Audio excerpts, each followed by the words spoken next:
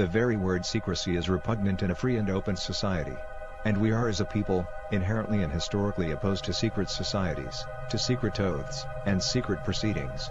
For we are opposed around the world by a monolithic and ruthless conspiracy that relies on covert means for expanding its sphere of influence, on infiltration instead of invasion, on subversion instead of elections, on intimidation instead of free choice, on guerrillas by night instead of armies by day. Its preparations are concealed, not published.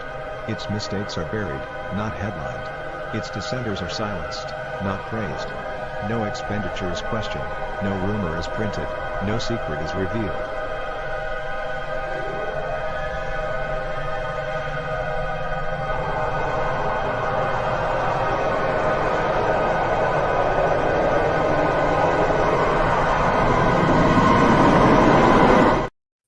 All right, welcome to the 182nd episode of the World Blockchain Roundtable. Our hosts for today are Andrew from the Legacy Right podcast, Zach from the Legacy Right podcast. I don't know if you want to introduce me to, if I should be introducing you guys together, Zach and Andrew and Zach. I don't know. You guys tell me next time. I always go first. I always go first. Okay, right on. I'll Okay, just play it. No. right on. And I am from dim.social. I like I am, or I am for I am. So I like both, just as long as I am is first. I see. Very good. Very good. I like I'm for I'm.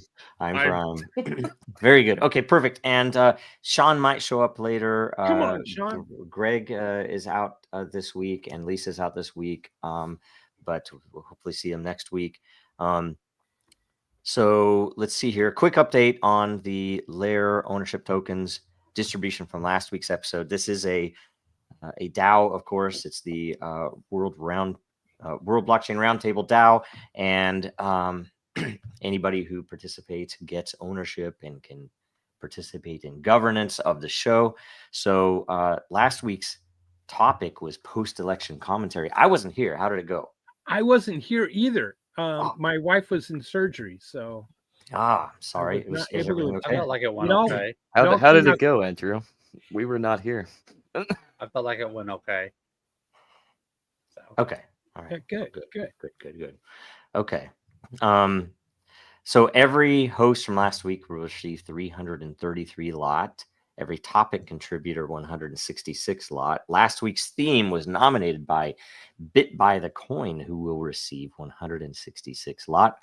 Again, the tokens come with passive income from the layer itself, free edits, and most importantly, governance votes. And the theme of this week. Whoa! Before you go into the theme of this week, I have an announcement, a very important announcement. On the World Blockchain Roundtable, as far as lot accumulation, in other words, tokens to control votes, I have now surpassed Satoshi Sean and the mighty Lisa. Wow. See, so I am number 4. That is only amazing. behind Greg. So I'm gunning for Greg now because he's in the 3rd spot. He's in the 3rd. Who's in 2nd spot? 2nd spot is actually World Blockchain Roundtable, the actual layer. And then you're number 1, Joe. Okay. So, and I think the roundtable doesn't vote. So soon to become dictator. That's right. That's right. Man, I better not be calling in sick anymore. I need to make sure. I'm going to propose a DAO change. So I'm going to become the host and the hostess for the mostest. And then guess what? I'm going to be getting like even extra points. Wait, see, we should through the show. Make it so that if somebody answers a question wrong, they just you're off. You're off. It's like, hey, see you next week. You're out for the rest of the show. That'd be awesome. It'd be interesting because then they can't say anything else for the rest of the questions. It could be actually consequential outcomes. It's pretty neat. I'll just keep quiet because if they're out, then they don't get the lot, right? And it's all a competition on who can obtain more lot and get more votes and more power. That might be true. Okay. Theme of the week, though, is preppers and blockchain. So could be a pretty interesting topic. That's right. So do we go straight into the questions? you Well, guys? I got to tell you a verse real quick because I'm a prepper. Okay. And, you know, ladies and gentlemen, it's not going to be easy out there. You got to start drinking out of a can. You understand what I'm saying? When your coffee comes around, you're going to have some Metal can. tough times. Yeah. So you get used to it because I got my prep goods right behind me. You know, I got my protein. Is that safe Get yourself. to expose There you to go. like to That is it a works. security issue that people will know what your prep contents are? Well, if they can find William, that's about the best they can do. But I got my bullets right in here. See, I got lots. I'm telling you, I got friends with powerful weapons living right around me too. Do you have any silver bullets? No. Okay. No. I always Brenda wondered. does. No. Because you Really? never know when Yeah. when the shit hits the fan, the werewolves show up. It's the whole question of if you have the shiny metal that people with the dull metal will come and take the shiny metal apparently. And I wondered what if you had both in one. Yes. That's why I wanted Sean here. Quite honestly, you know, from an urban survival standpoint, there's a lot of things you can do. It's called gray man. You can kind of gray man yourself. What you do is you sabotage your own house.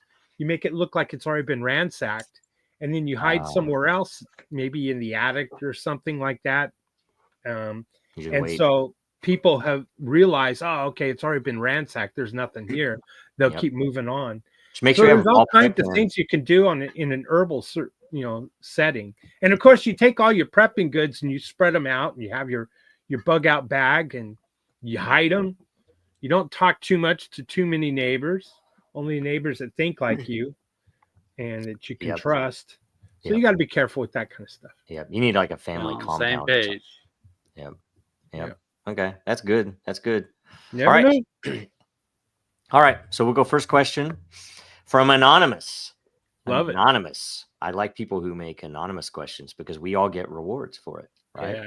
And I voted this up a lot because it was anonymous. Yeah. And it's also the image is quoting Whitney Webb. Yes. And I really like Whitney Webb. Whitney Webb's amazing. I think everything that on her show, and there are a couple of people that are on her show that are good too. I mean, I've only recently started listening to the podcast. So anyway, so, and I have let's see here. I have this down here. Let's see here. Question. What are your comments? Each of you without interruption, please, on the excellent Whitney Webb post on X.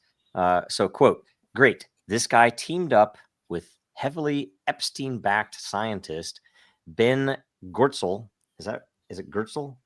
How do you say that? Goertzel? I don't know. And designed a creepy biometric digital ID system for all school children in Ethiopia. Like, why are they like, like what? You need a biometric tracking system for school kids in Ethiopia? The same country where Epstein funded an AI center, also run by Goertzel. We'll say Goertzel, okay, to supercharge, quote, sustainable and cutting edge development in the country. Isn't that crazy? By the way, Ethiopia is also a place that claims that they have the Ark of the Covenant, right? Essentially, all of the movie Raiders of the Lost Ark was totally fake, right? That it was already sitting there in Ethiopia, had nothing to do with the Nazis or any of that. But anyway, so what are your comments on this? Let's just go one down. And the bonus question, is this more tribal from the context of crypto projects or politics? I don't know do you understand that? I don't know if I understand that, but it's a bonus question. And it is talking about Hoskinson, right? Charles Hoskinson. Founder of ADA or Cardano. Yeah. By the way, I'll add in, did anyone know that he was involved with these Epstein people? I found out later. I'd already had sold everything I had in Cardano just because it was taking too long. And when you hear him speak, you're like, wow, I like this guy. He's about liberty and has that kind of value set that it's all for. I'm sorry, I'm jumping ahead. Okay, you can start. You start. What do you think about the general comment? Yeah, the general comment here, and in Whitney Webb highlighting this connection with Epstein is really ugly, and if I don't know, let's play devil's advocate. Let's hope that let's call it a honey trap or whatever you want to call it. Charles looking for money, looking for investment, and wanting to showcase his, Cardano, and maybe it just kind of turned for the worse. We'll give him the benefit of the doubt. It turned into more of a digital ID and turned into those, let's say a vulnerable population like Ethiopia, maybe getting government money from Ethiopia to line their pockets. I will say this, and I am not supporting any of the actions of this man, but Epstein was certainly someone who was very interested in new technology, various sciences, and was always on the hunt for that. And maybe he was on the hunt for that because he was also a Mossad agent and looking for, either things to compromise or looking at things to that was going to work for them in a different manner or different way, and found Charles Hoskinson. I'm sorry, his technology as a vulnerable technology, because maybe he became vulnerable. Maybe he went to the island. I don't know, but it sure seems like it. And obviously, digital ID is a horrible, horrible thing. It's a control point. It's a way to find out who is where and limit, movements, limit access to maybe capital, limit access to healthcare, who knows what. And so, digital ID is a very scary thing. And I think if Charles was really involved in this and Cardano was involved in this, it goes against everything that he was talking on one side. On one side, he's talking about freedom and liberty and this kind of thing. And now he's throwing in digital ID. Unless it was done in such a manner, maybe there's child trafficking. Maybe child trafficking, and they wanted to be able to track these children to try to rescue them. I don't know. I'm trying to be the benefit of the doubt here, but biometrics digital ID to me is a horrible thing. And this collaboration with this Getzel and Jeffrey Epstein, and if Cardano was mixed in with that, I don't think it's a tribal thing. It's just pure. It's not politics. It's being, an agorist, deciding and voting with your wallet. Where do you want to put your funds? What blockchains do you want to grow and succeed? And there you have it. That's kind of my feelings. Okay. All right. Hey, Zach, you're next. I'm gonna push back on the stopping human the positive. There is no positive in this. I mean, I think if you're anytime you're using children as your guinea pig, there's something nefarious about it. And when you're in a vulnerable country like Ethiopia, where you have famine and poverty influx, you start to wonder, and then you start to wonder about all the intelligence agencies and all the scientists backed by Mossad or Epstein or whatever. And then you start going, you dig deeper and you realize, well, they're all involved in human and child sex trafficking. So this could be this is another way, I think, for them to track and keep tabs on all the kids that they know are vulnerable for their disgusting industry, their sex tourist industry of the wealthy elite that are involved in our lovely government apparatus. So, and all the corporate interests and all that. So, I mean, as far as digital ID systems in general, this is also a nice platform while you're using it for nefarious means, in my opinion.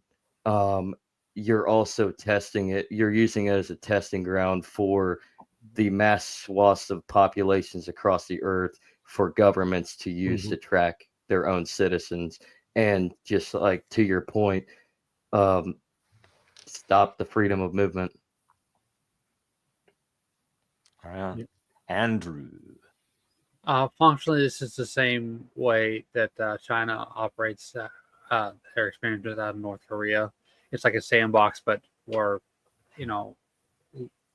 Western-minded governments. They allow these these people to come into Ethiopia, and what they'll do is they'll promote to like the higher quality of the population. Say we're running this experiment, and we want it to run it with you guys. If you agree to it, we'll pay you, and they think they're going to benefit from it, and they get to, but really it's just a testing ground for them to expand out to, as the contractions move slowly to more modern Western societies. As for if it's for the bonus question, if it's tribal for politics or for crypto, well, I'd say kind of both, because crypto is more like a leverage standpoint, that they have the means to do it and move the money easier. Mm-hmm. As for the politics, it's backroom deals and Epstein kind of stuff. So, wow, yeah, okay. And I don't have a ton to say about it. I did not know. I've heard good things and bad things about Hoskinson. I mean, he says good things about Liberty, but at the same time, I was wondering, why did they pull this guy? I mean, it's like, of anything, and I don't want to say anything bad about Cardano or anything else. I just know from what I've heard that there's always been a lot of bragging. Questions. And then nothing happens. And, it's great when it does happen. It's all cool.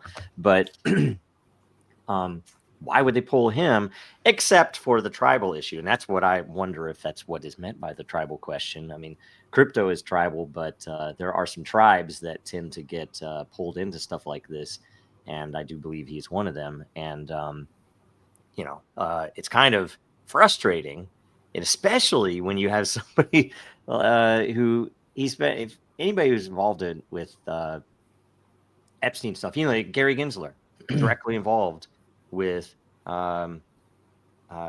projects funded by Epstein at MIT, right? That his main guy there that he worked for was an Epstein. What do you want to say? I mean, somebody who was largely supported by Epstein's money, and you have to wonder what kind of control. What is Gary Gensler? What pictures do they have?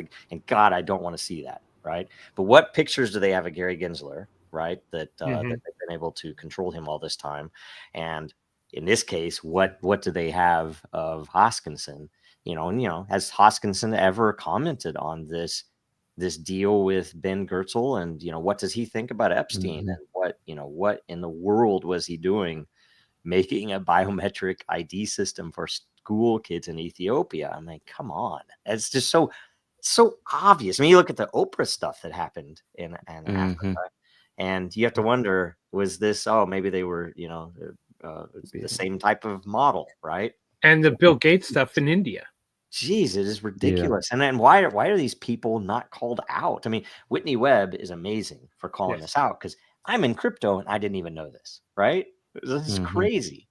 Well, it's funny, because going back, I remember them talking about an African project. I had no idea.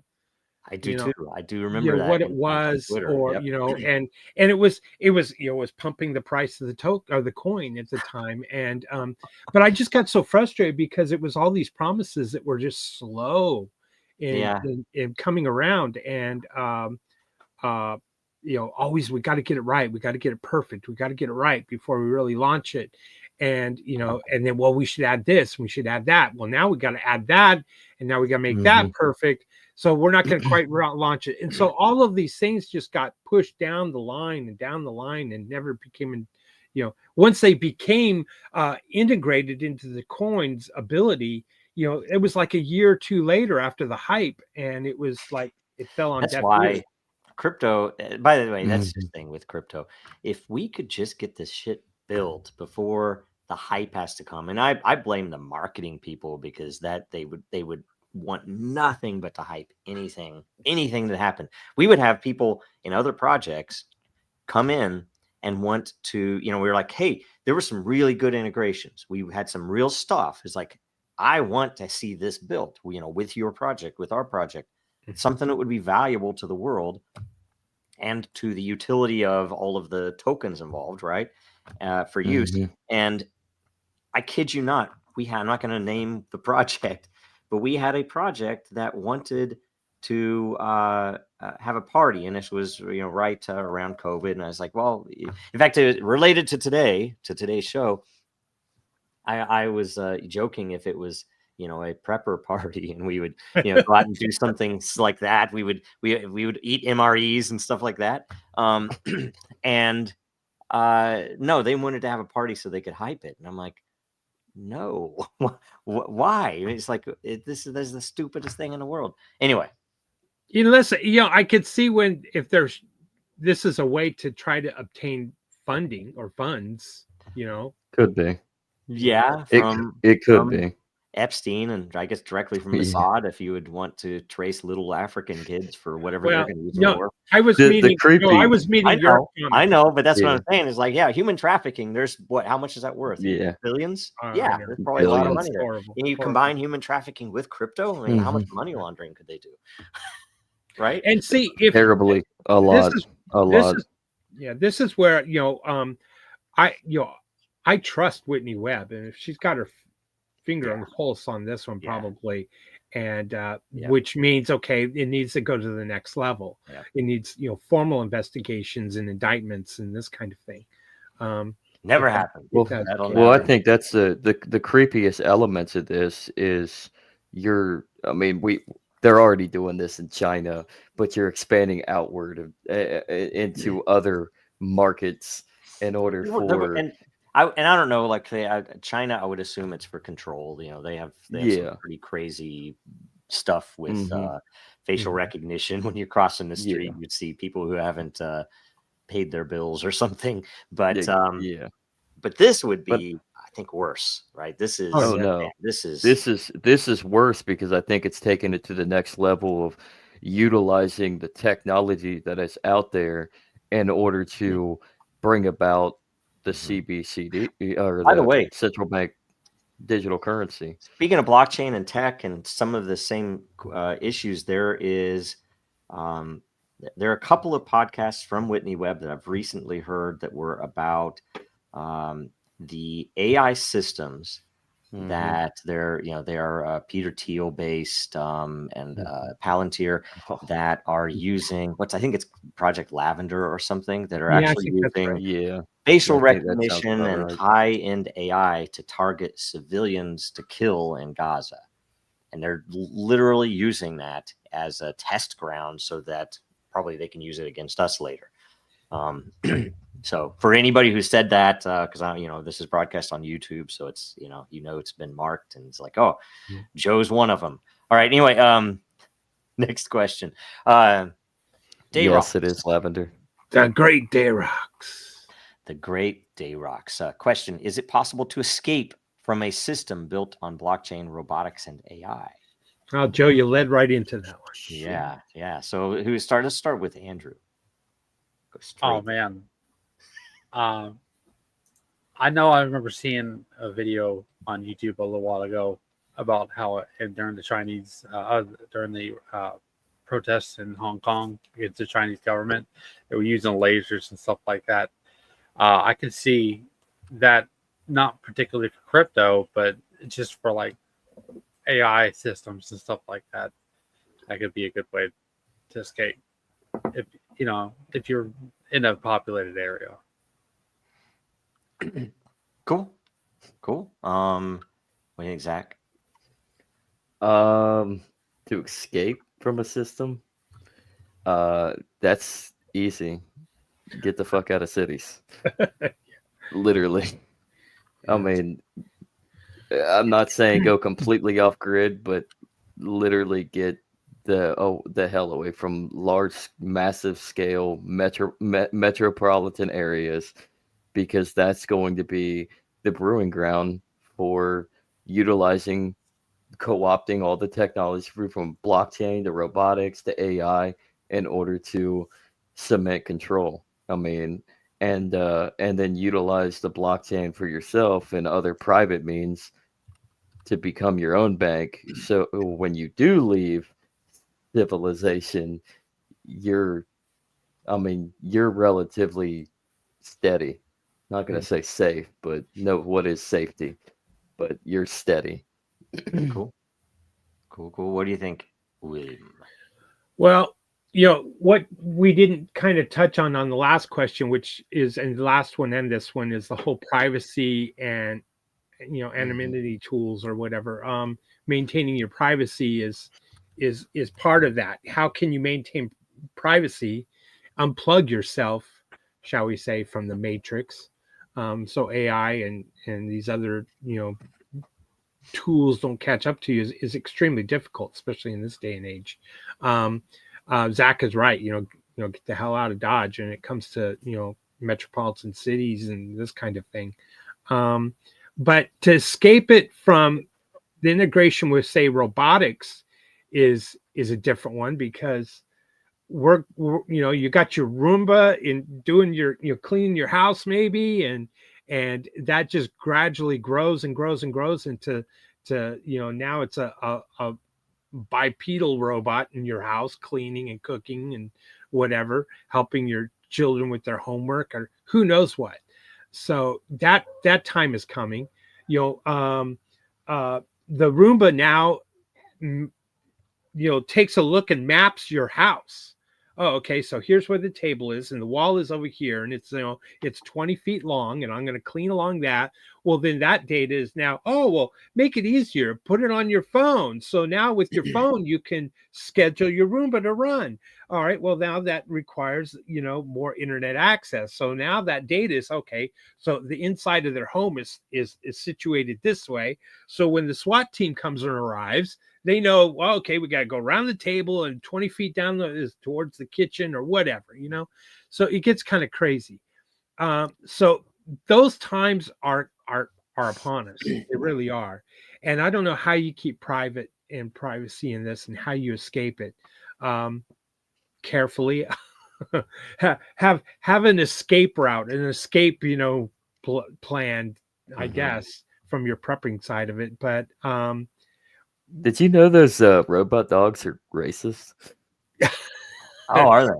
Did you see it? Yeah, there's a video I've watched a couple of them where they just filmed a robot dog just echoing out like the N-word. It's wow. Well, I would say, the blockchain stuff, that'll be history itself. So who knows? And it depends on how they put it in place. If it's a CBDC related thing, then you're going to have to figure out ways of privacy to get around the things that it doesn't like. The robotics, I saw it and I was looking for it. I couldn't find it. There was a post on X, and it might have been from TikTok, but this guy basically, very short video, goes through the main points, shows you right where the CPU is. I think it was right behind the front legs. He also said the good ways to take them out will be something like paintballs filled with oil and sand. That the sand, the oil will get in there and the sand will get in there and gunk it up, and effectively make it so it can't walk very well or move very well. They're going to have guns on them. So they're going to have AI and guns, and they won't care if they accidentally shoot you. I recently flew out of Austin. It was pretty scary because the TSA, there was no option. You have the option of not being scanned, and being frisked, but you didn't have an option. You had to present your face to a camera and present your ID with your picture. So they're capturing facial recognition from that. So and there was no way around it. Yep. Man, does that matter? Austin, Texas. But going back to the same question too. Does it vary? Speaking of that scan, does it vary depending on the airport, city to city? Because I was in Birmingham Airport once, and they didn't give me that option. No, I didn't have. Oh, you mean on the scan on the scan? Yeah. I'm like, do I have to do this? Like, I don't think I should be doing this. And they're like, nope, this is the only thing we can do. I'm like, okay, I don't trust this. I can say this for the last, I don't know, 2 years, every major airport I went to, I had the option to opt out of the scan. You know, where you put your hands like this and it goes. Yeah. Yeah. You know, It so might be major airports you get the Yeah. option. Then smaller, they're just too small to. right. They don't have enough crew. One more point to Derek's point is our question is self-sufficiency. You know, if you to escape from it all, you got to find alternatives that you feel are safe or liberty-minded. Yeah. And Grow your so, own food, you know, do your own things. You don't really, you know, you don't have to have Netflix. So, you know, cool. All right. Andrew, did you cover this one? I think he did. He Yeah. was first. Yeah. First respond. It's Yeah, very short. It's very yeah. concise. Like we like it. I like okay. Jacob Wayne. Let's see here. Look at this. Recent subscribers is Satoshi Sean subscribed to Jacob Wayne's channel. It's awesome. Will it be possible? Should we do the moment on that one? Oh yeah. Let me. Yeah, let me go. that's Sorry, good. thank you very much. Show Satoshi. Yeah, Yeah, we need to show Satoshi Sean. Right.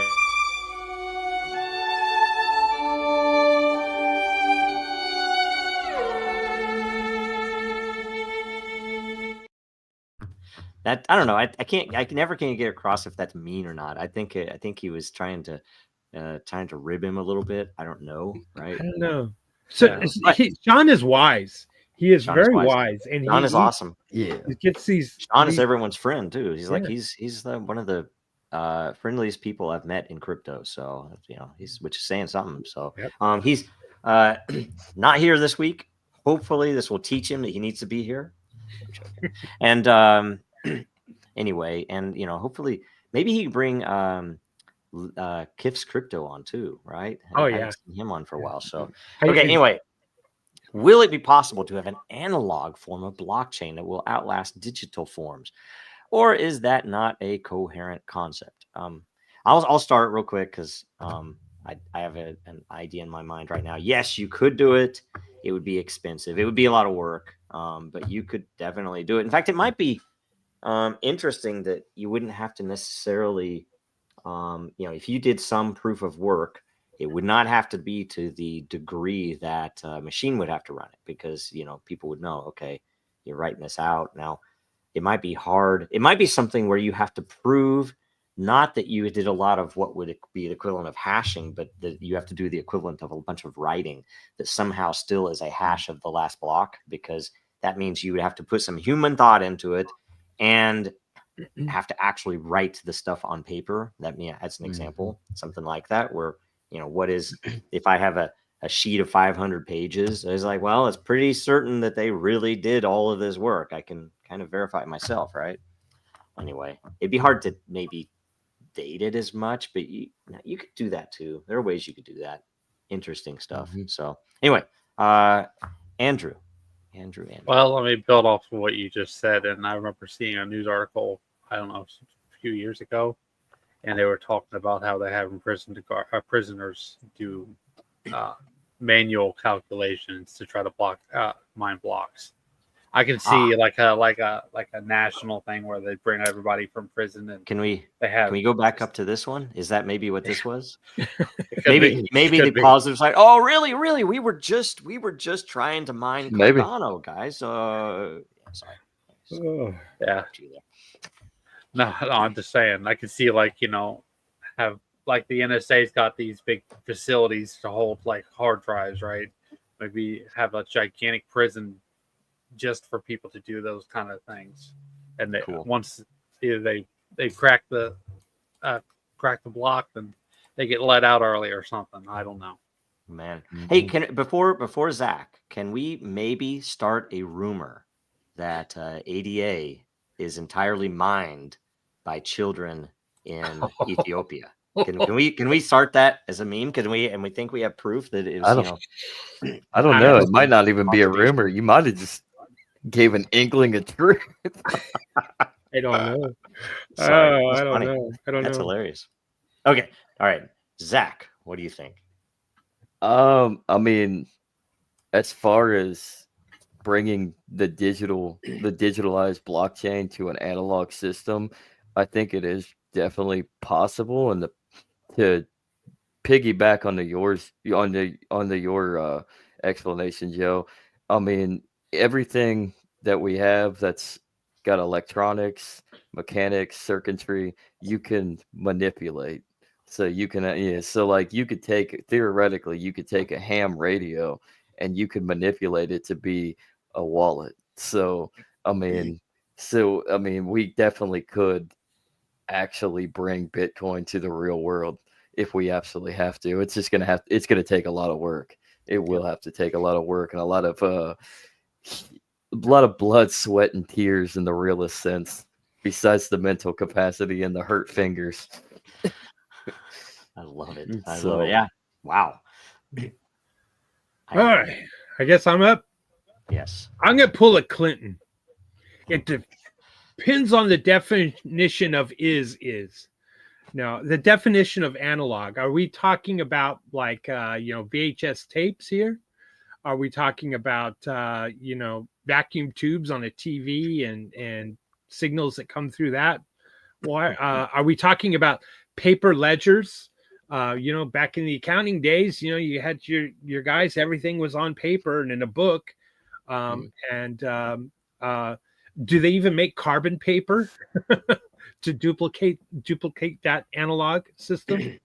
How about stone carvings? Now they've lasted through the test of time, in various ways. Is that the analog system we're talking about? Are we talking about, hey, I got my shortwave radio right here. It's Prepper, with my solar battery on the back.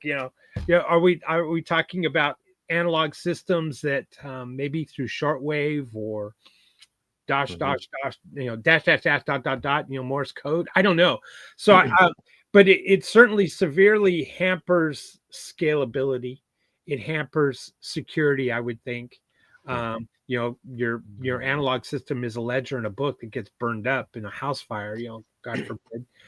So there's a lot of things that are lost in especially, efficiency. So I don't know if they would outlast digital forms, and there's different digital formats. Like I think Sean was talking about not too long ago about how frustrated he was from going from, vinyl albums to cassette tapes and to what CDs, and then now it's everything's digital. So forget about 8-tracks. Hey, yeah, vinyl's coming 8-tracks back too. though. Vinyl's been coming back for the last 20 years though.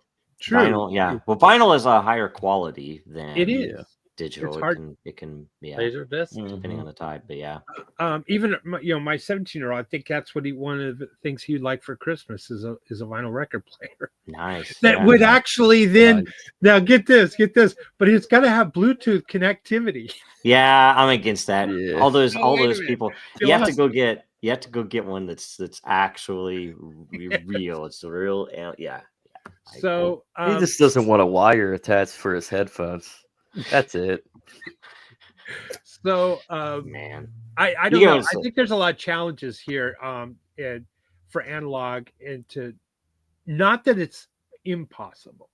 Yeah, it's possible. It's just inefficient. It's the same stuff when you look at archival, and you look at most of the archival systems will tell you that they written is far better than digital because of the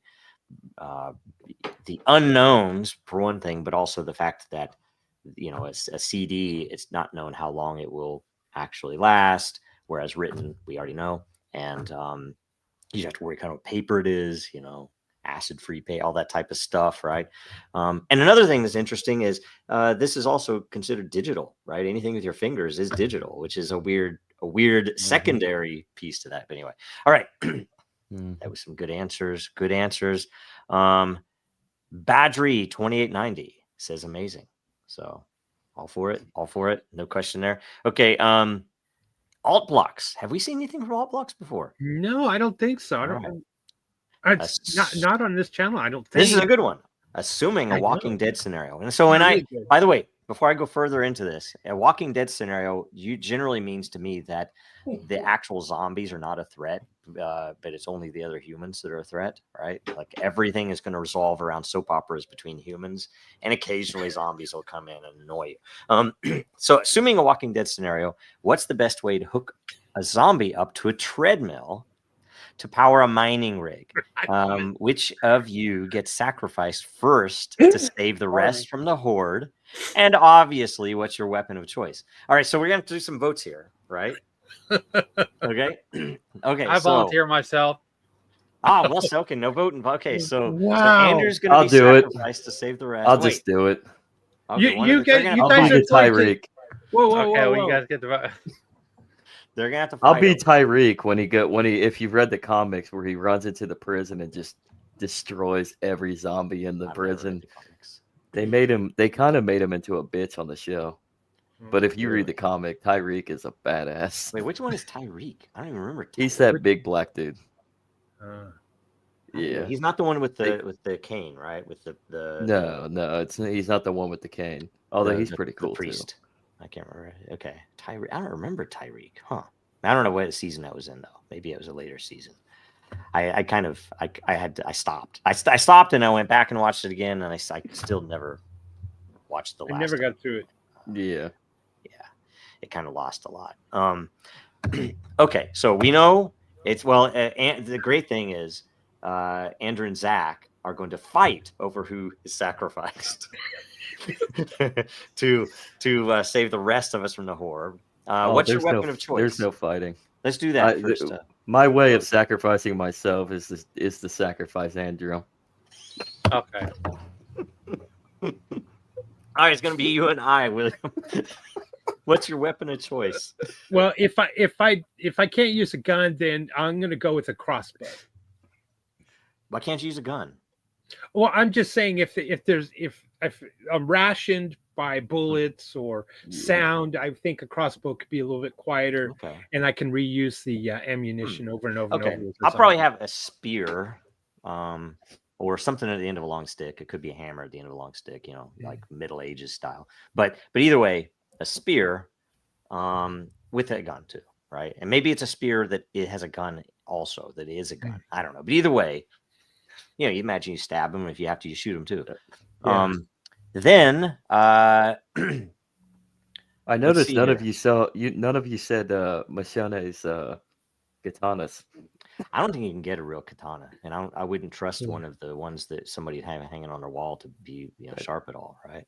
Yeah. Well, that's where you go straight to Japan first. Just to you prep. You got to prep. You got to go to Japan. Wasn't that the follow on? Didn't what's his name with the crossbow? What was it?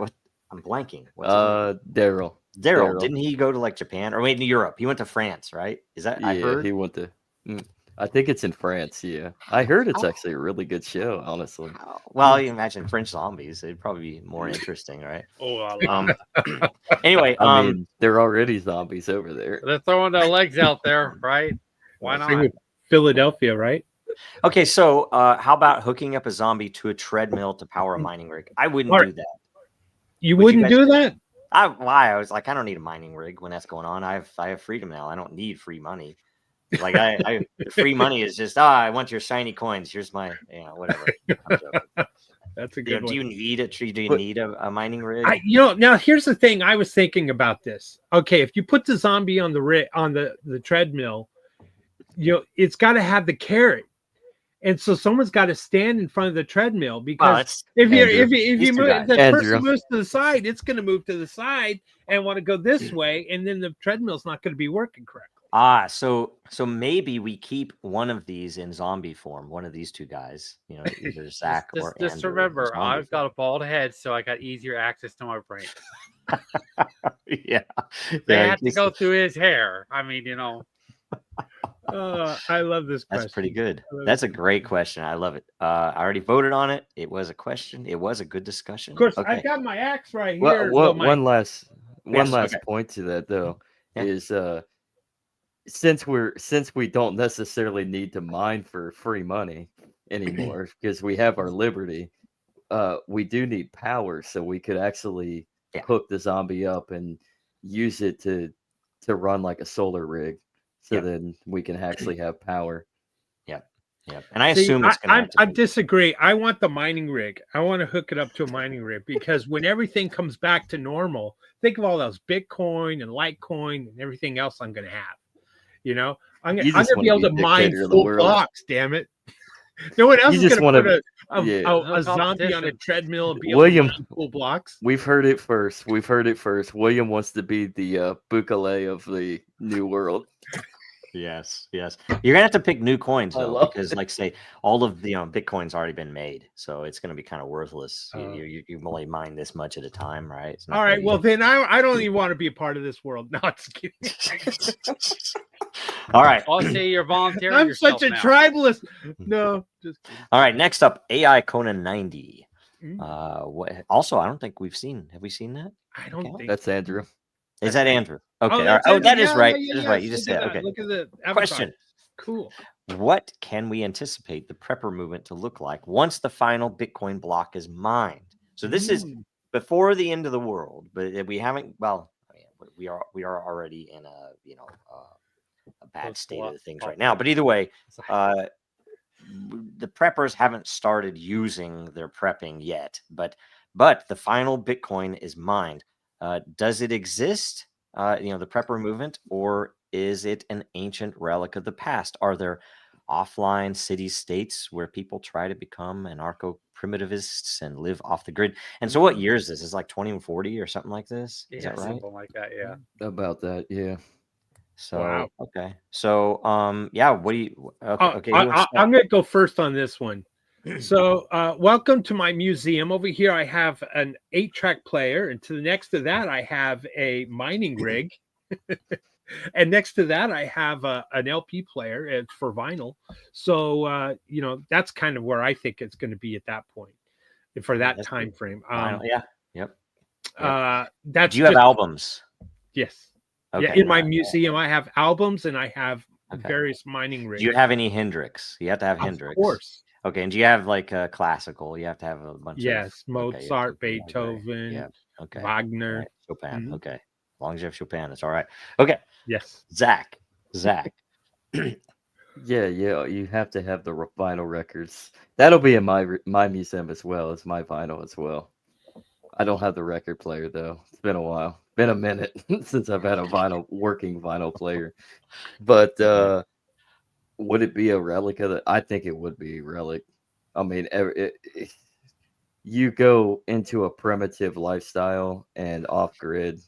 There's to the point of the last question. There would be no real reason to have any sort of money in that case, because we're all trying to survive and live life in like the most primitive way. So everything, we're all going to be trading, we're all going to be local, we're all going to be setting our own ground. So everything else will be just a museum piece. All right. I'll be a museum piece. Andrew. Including William. He'll be in my museum. He'll be taxidermy. I'll be stuffed in some corner. Next to a mining rig. Yes. All right. I'll Andrew, I'll be living in an offline city / state, and I'm gonna be digging up time capsules and reading about preppers. So there you go. Oh, cool. Very cool. Love Very it, good. Andrew. Love it. Very good. Very good. All right. I think that the stocks of the preppers will be used in the next 10 years. I think everything's going to collapse. We're going to have to, eat all that dry food and meat and everything. And we'll get through that. And by the time the final Bitcoin is mined, we'll all be free and we'll still be alive. It'll be like 2140, 2200, whatever. We'll still be alive. We'll be flying around in cars and all that stuff, right? And there won't be an SEC, there won't be the Fed, there won't be any of those 3-letter agencies. Oh, I want to live in that world now. City states, either city states or maybe even individual states where you'll have your own money. You might use gold, but you might use Joe coin, right? Because you might have done some business with me and have some Joe coin, and go buy a loaf of bread or whatever you want to eat, some healthy food. No goy slop. Goy slop will be one of the few things that's outlawed, right? That all of the goyim, will actually be eating healthy stuff like they used to. and all of those, the big poisoning places will be all gone, right? So I don't know. That's where I think it'll be when the last Bitcoin is mined. By the way, Bitcoin will be worthless, and the last Bitcoin in mined is just hobbyists, right? So Yeah. whatever, because the Bitcoin, oddly enough, was found to be able to secure fewer transactions per second than that analog system that we described above, right? Mhm. So in the Great end, point. because it's like, Wow, we the have to world have has smaller, changed. they are actually going to reduce the size of blocks to make sure that it could be, you could run this anywhere. It's like, we don't care how many actual transactions can go through. Sorry. Anyway, all right. But If what this if I on the what if I final prefer score. you bottle can't cap? transfer it, you can just mine it. They 0 transactions per second, because mining is the only thing that matters. And if you're not mining Bitcoin, then what are you even trying to do? It's meaningless, right? So anyway, Michael Just fear in the Saylor's world. house is going to be my museum. And he'll be stuffed in a corner. it's just But collectibles. on it, not on dragging his by, own. He's something's gonna have to happen to him. Yeah. How many Bitcoin did you hold when they completely turned off the ability to transact? That's what Right. it'll be, right? It's a It's game until then. that meme with the people sitting there in the city, and I miss the internet, and it's got the Bitcoin blockchain Yep. transaction Yep. number. And by the way, you This think is about why this, we need to they're just go going to to sell bottle it. caps. They're going to sell it, that capability of non-transactional capability of this blockchain, because it is the purest form of security, where the government can't come and take your Bitcoin because it can't be moved, right? That's how it works. All right. Anyway, Oh, I mean, they're gonna come. They're gonna be so small and so disorganized that you'll be able to defeat them. And they'll probably be ran by an AI system called yeah, Eden, President yes, Eden. that's right. So, That is right. yeah. Eden of the And then East. you'll just go in and hack Eden and destroy the enclave, and everything's free until the Brotherhood of Steel come I and love it. take over. Yeah, that's excellent. So Actually, man. how much would be this is my question now. How much, if we went to a world where we just used bottle caps, how many bottle caps would it cost for the final Bitcoin just to have it in a museum? How many bottle caps? How many bottle caps? That's a good question. I don't know. I have a good question. Who knows? Okay, next question. I am Pram. Each prepper scenario or situation requires planning. For example, physical threat, natural disaster, prolonged power outage. It could change how you prep your blockchains and cryptos. As preppers, we emphasize redundancy and security in our survival planning. This is commonplace. Question: what best practices and innovations can be adopted to ensure the safe storage, backup, and recovery of cryptocurrencies? Who wants to take it first? Andrew? I just put it on a hardware wallet and put it in a fireproof safe. Okay. Hardware wallet in a safe. Right on. Okay. Cool deal. And Zach, what do you think? I mean, I'm basically the same thing. Hardware wallet, a safe, and probably like an extra storage, an external hard drive that I can rig up to an analog system just for safekeeping. I mean, but yeah, just a hard wallet and a safe. Okay. Cool. And William?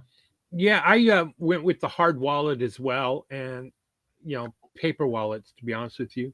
And spreading your private keys, spread them around so they're not all in one location. Yeah. But this also goes back to kind of your will, your to make sure that something happens to you. There's your redundancy that your family can also access it, or like maybe by having it duplicated, so like one child has part of your private key and the other child has the other part of the private key, and you tell each one of them where they are, or something to that effect. I don't know, but you got to think about that is as you get older and you're looking at, well, goodness, I'm not going to be a zombie and live on this planet forever. I need to think about making sure that some of those crypto assets are available for my posterity, right? So you have to think in those terms as well. Most importantly, though, is either duplicate locations. I like the idea of fire safes, but you never know how hot the fire is going to be, how well that safe's going to perform. So you got to have it in duplicated different locations or portion thereof. Yep. I was looking for the meme of the dude on the boat with the guy flying in after him. I can't find it. It's like Google censors the search in their own photo system. It's really unfortunate. And shrink it. And so that's how the NSA works. Yeah, because Google was founded by the NSA. Yeah. By the way, I told all my family that which lake all my crypto's at in the bottom of which lake. You can find it. For my boating accidents. Crystal Lake. Exactly. And I will say, hardware wallet, but actually even better is, pound the keys into metal and store them wherever you can store stuff, or send parts of it to various people, or whatever that makes sense. I've even used old phones. Foundational concrete. When you got to build your own home and you set your foundation, I mean, store them in there. I mean, I can tell you some scenarios that relate to this very much. That in the past, for example, I used before you could buy hardware wallets. There were open source software systems where there was one, I believe it was called, I'm going to blank on the name. I have it on the tip of my tongue. But you could run it on your machine, but the best practice was literally to get an air-gapped machine that had never seen the internet. So you basically install Linux on it. I had a little bitty laptop, right? And I ran this software to hold my Bitcoin back then, and Namecoin, and all the other stuff. But the interesting thing was, and it was kind of cool because you could basically take a thumb drive in. So you would go on your connected machine and create the transaction. Then you would bring the thumb drive, and there's some little bit of security potential issue there, but you bring the thumb drive to the air-gapped machine, and it would sign it with the keys. Then you could bring it back to your other machine and broadcast it. Yeah, and that was the one way. There were a couple of other paper methods as well, and there were some really interesting things, like it would produce paper key backups, right? And risk that network printers have. So it would print part of the key, but then you would have to write some other words or letters on the paper after it printed to complete the whole picture. But the issue was that this software, and this is where you get to the prepping side of things, that the software was no longer maintained. That the developer said, I'm too busy, I'm going to do something else, and just left it, right? Meaning that you couldn't run it anymore, and certain things didn't work with the existing, after Bitcoin had worked through a few different versions. And especially, I think with the SegWit and all that stuff, that there were some issues with it. And here I had some Bitcoin on that machine, and I was like, holy shit, how am I going to move the Bitcoin there onto the hardware wallet that I have now? And it was hellish. It was quite ridiculous, but I had to hack my way through it. It wasn't the first time wasn't the last time I had to do it. I had to hack my way into some of the code, and I had to move the simplest way. And I didn't love this, but the simplest way was to move some of the keys from that machine onto a mobile device, a phone that I had, where I had a Bitcoin wallet that could just take the private keys and I could make it work. And man, if that wasn't like a stressful thing to do, because the keys are on this device and I had to then move it to an address that was not on that device. But it worked, right? It worked, but it was a lot of work. I had the same issue with with MetaMask, where there was a and I'll even tell you one more. One of the hardware wallet companies has software that we used to sign messages with. It wasn't intended that anyone would ever send Bitcoin there, but I do believe there's almost a full Bitcoin that was sent there. I've never had the time to go through and pull out to get the key from that, even though I still have all the stuff. I should be able to do it. I've never had the time, right? So there's a big bounty there for somebody in the future, right? So there's a whole bunch of stuff like that. You have to worry about software updates and hardware updates and anything, and this stuff changes so fast. We're not talking like, in 100 years. It's like, no, in 2 years that it's entirely possible that stuff won't work. So you have to be really careful with crypto. Joe, say it ain't so. You mean that my Chromebook here isn't safe to store? No. Yeah. No, I got another quick story along that same line, a little different, very different, but I had a hard drive failure, and I had a spreadsheet with back when I was doing a lot of arbitrage. I was trading between one exchange to another, and whatever. Are you an arbitrage genius like Sam Bankman-Fried? No. I didn't have the connections. Okay. I like the connections. But buy in UK and sell in Poland, because there was always a difference in, so I would move it back and forth. Well, I had a history of all these trades or movements on a spreadsheet with a password. I didn't think anything of it. I'd always backed up stuff and moved things around. And then I realized I had this gap in my history and I was like, oh, I bet it was on that PC and it was on that spreadsheet.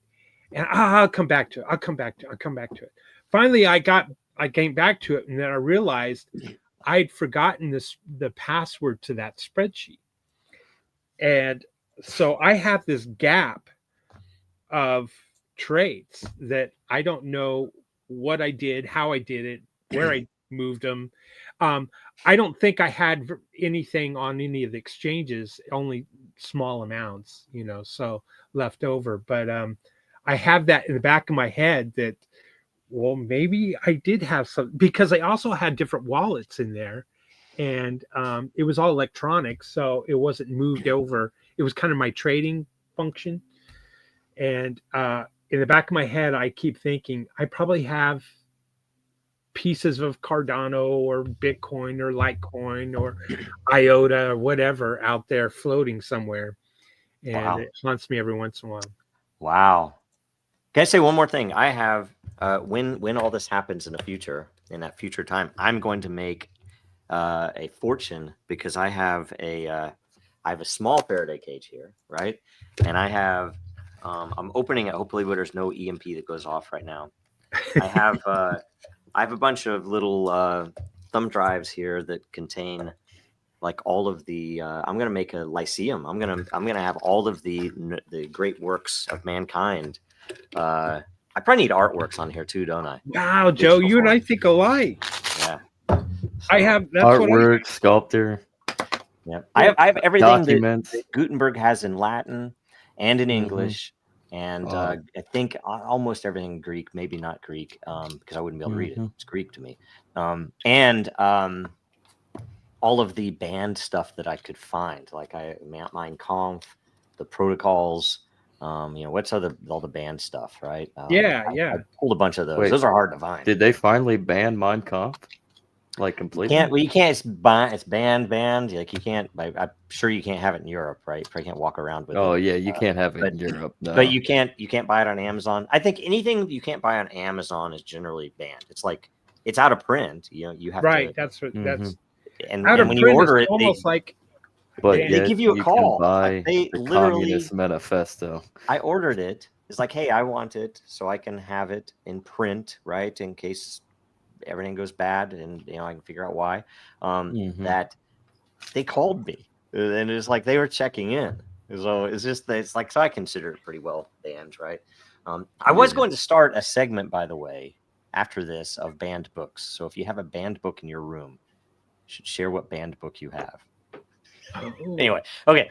Next question. Again, I am for am. Oh, banks fail. Okay. Dun, dun, dun. All right, we're ready. Oh, you want to show it on the screen? Oh, sorry. No problem. I didn't have it Thank up. you. Banks fail. Banks fail. Crypto preppers. Crypto preppers are prepared. I don't know about crypto preppers. I know preppers will be. Here's a play on words. Given. To be fair, they are failing. Yeah. Given that true financial sovereignty is a key pillar for both preppers and cryptocurrency advocates, how can privacy-focused coins and decentralized barter systems be utilized to create resilient, community-driven economies that thrive even in a societal collapse or oppressive regime? So, who wants? Let's start with I am, because he wrote this, right? So it'll be all right. Very good. Hey, let me tell you, the banks have failed. It's all gone to shit. So we got to prepare. We got to start bartering with our neighbors and our friends and our families. We got to get our seeds, and not just our seeds like to plant with. We're talking about our private seeds and our cryptos. You got to keep them. Got to keep them safe. That's what we got to do. And you got to keep all this. See back here. You got to have all your protein. Don't forget. That's what your money is now. When the banks fail, your money's this. It's just toilet paper. You can wipe your ass with it. That's what I'm saying.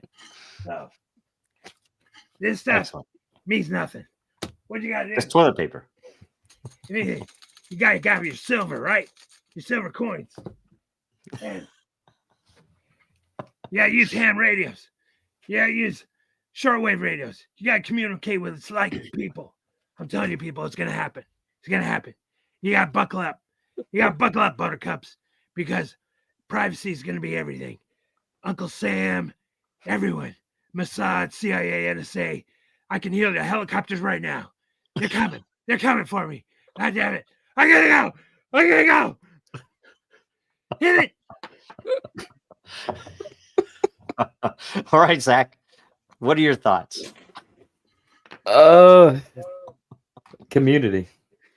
It's all about building your community around you.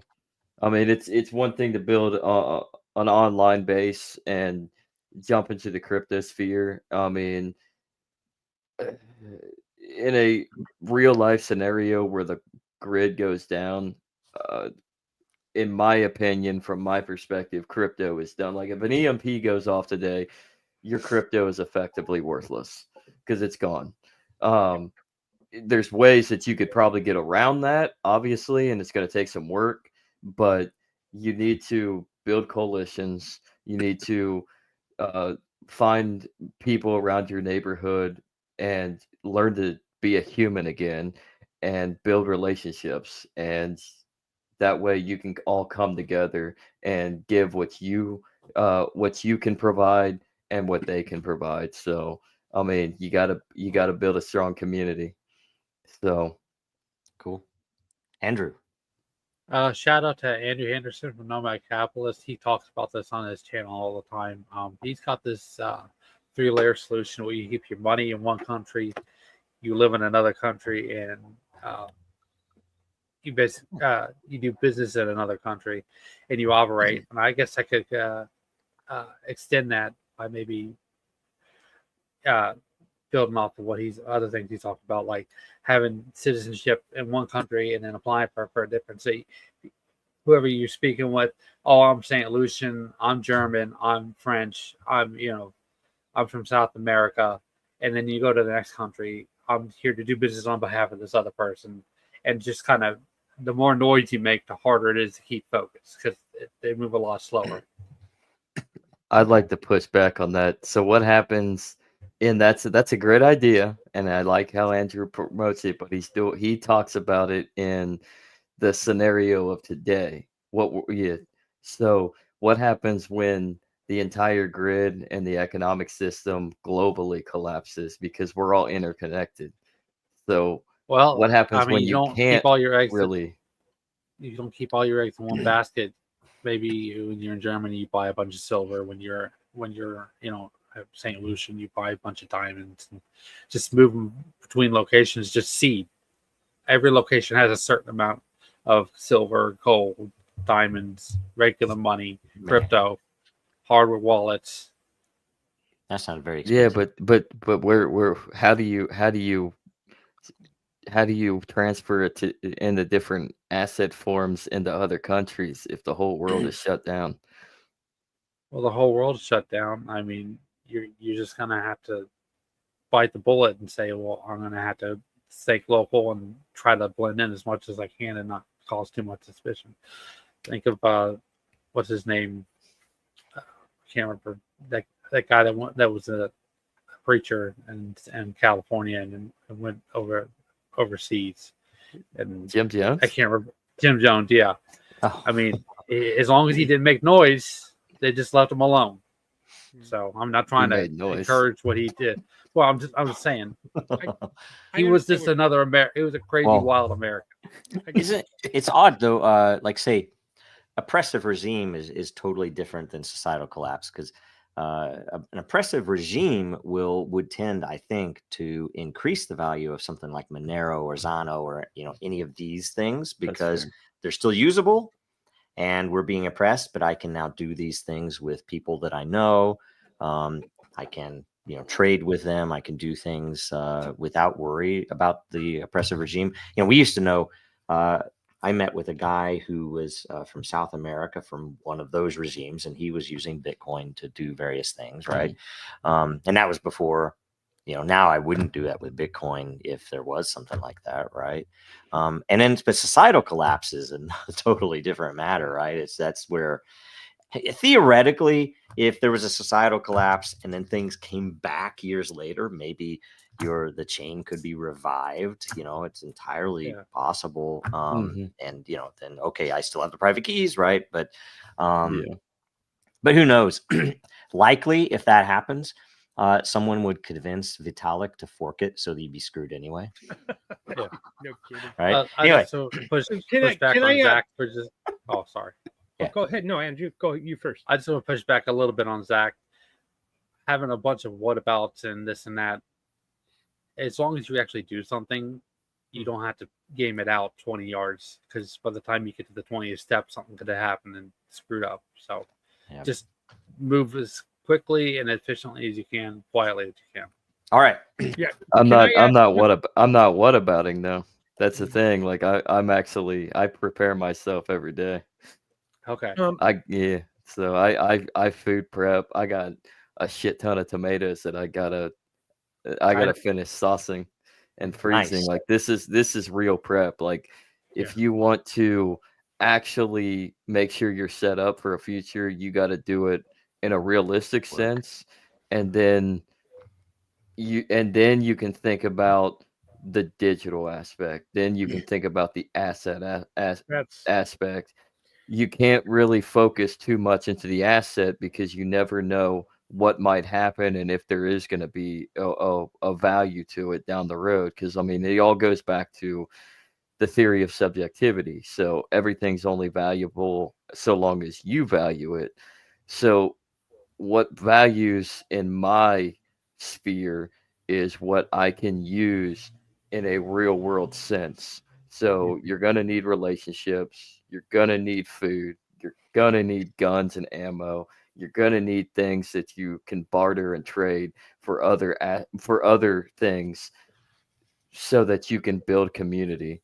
I mean, if you just focus on living the fast dream, the fast track of asset transferring, then what does that do for you in the short-term future of the very real scenario that everything is going to shut down?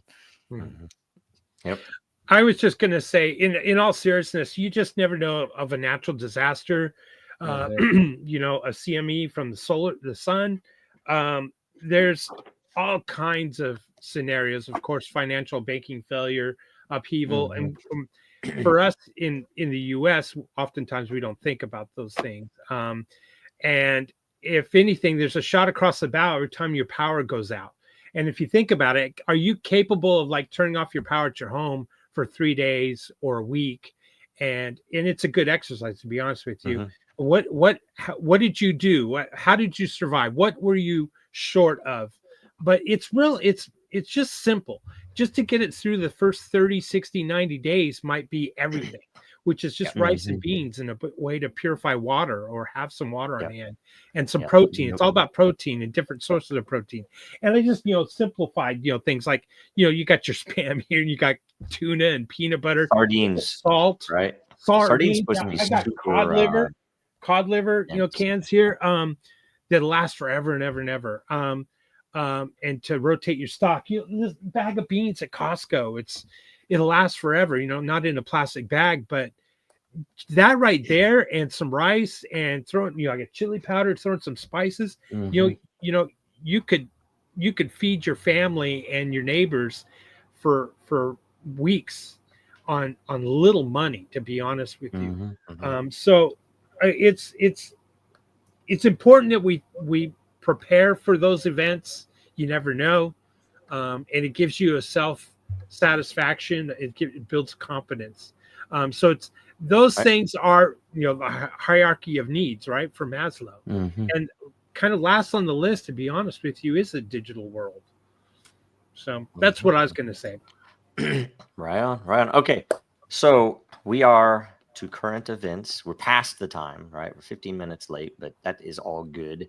So current events. What has just happened? Oh, Lisa put in a question. How many Bitcoins have been totally lost? How many, Thousands. 1/3? Question. 20%? Oh, you think by There percentage? was a calculation about that. 20 sounds pretty reasonable to me. Yeah, I think so too. Yeah, 25%. It depends on whether you consider Satoshis to be lost, and it also depends on whether you think that the authorities have the secret to the curve, and therefore all of them are actually not. If that's the case, 22.5%. There you go. Google says There you go. 3.8 million. 3.8 million is 3.8. What does What Grok we're say? at 18, 19 million now. Let's see what Grok says. Let's see here. X. You could check ChatGPT. I'll check Grok. All right. How many have been lost? Let's see what Grok says. Can I share this tab? Oh, Timothy Pearson is about 30% into the block. 29. Wow. Chain analysis. Thinks 20 to 25. Okay, 20 to 30%. So I think we were pretty close. Wow, I'm not getting an answer on ChatGPT. It's like locked up. I don't know. Well, you know who runs that. Well, all right. So current events. There was some interesting stuff on the doxing of what's his name, Fuentes. I don't know if anybody cares about that. It was interesting. Sorry, I had you covered up there. Here's the issue. It's just about anybody who is out there in the public and you get doxxed. It's it's a threat. It's an assault, is what I say. Yep. I have a bunch of memes on Trump's cabinet picks. That's what I wanted to talk about.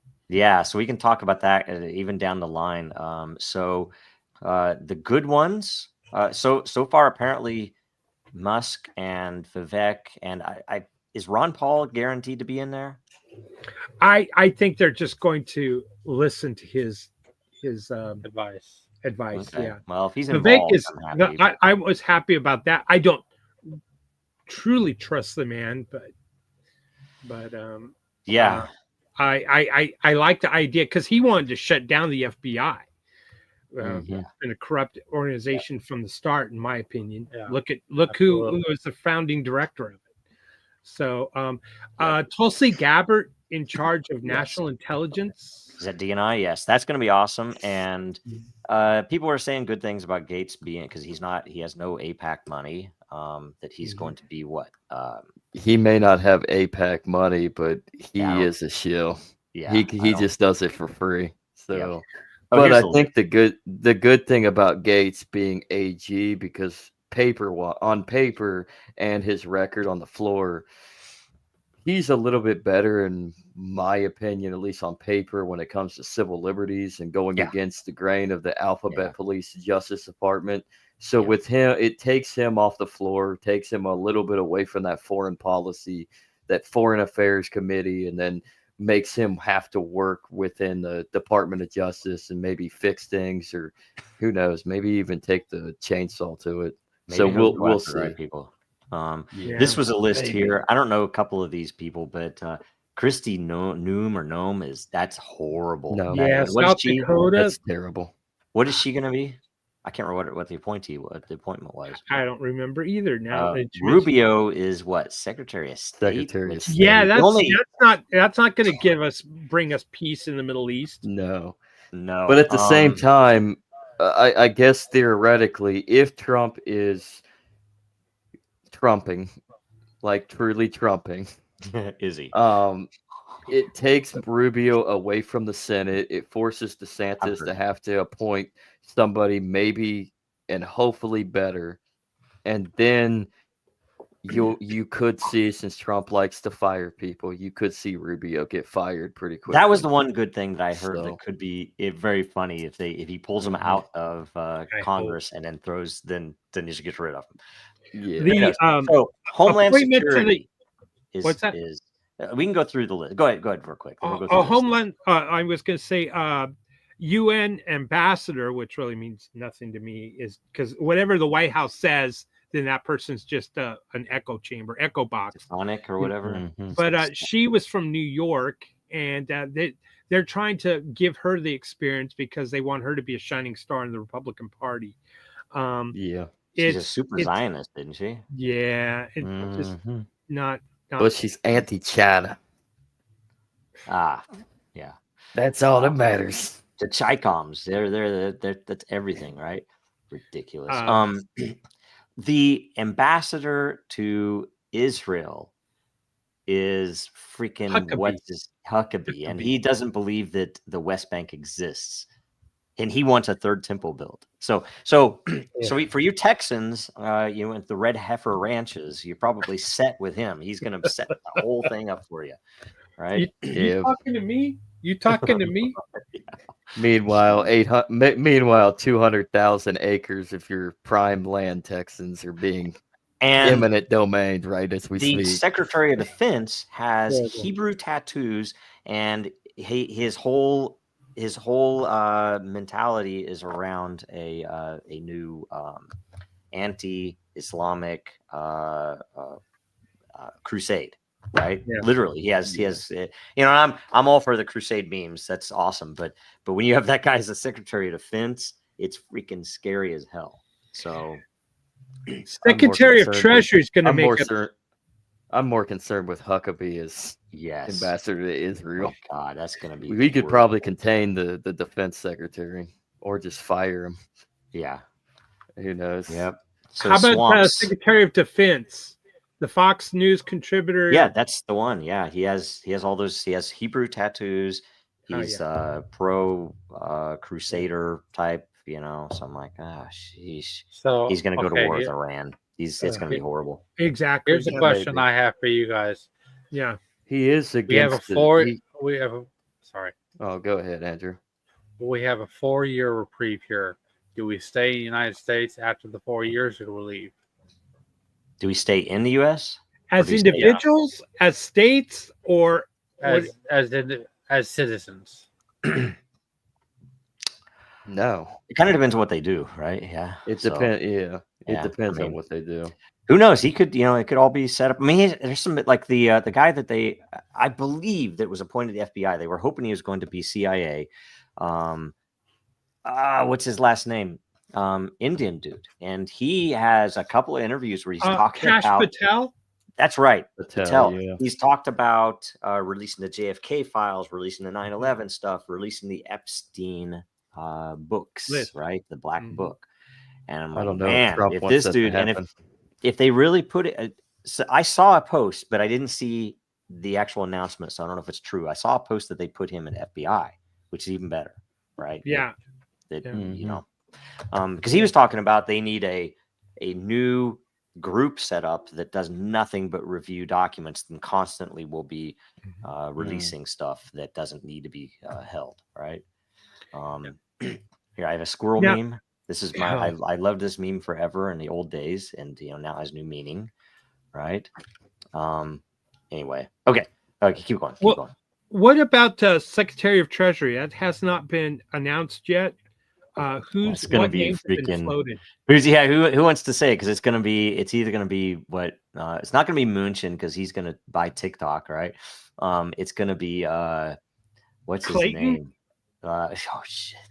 I heard we his have name heard was floated. we have heard the what's his name from the bank. What's his name? BlackRock. No, guy? not Fink. Larry, Fink was there. Jamie Fink was- Jamie Dimon. Jamie Dimon and Jamie Fink were the Dimon. ones I had heard. Yeah. It was like, oh my god. Yeah, Trump is a New Yorker, so he's going to be tied into those people. Yeah.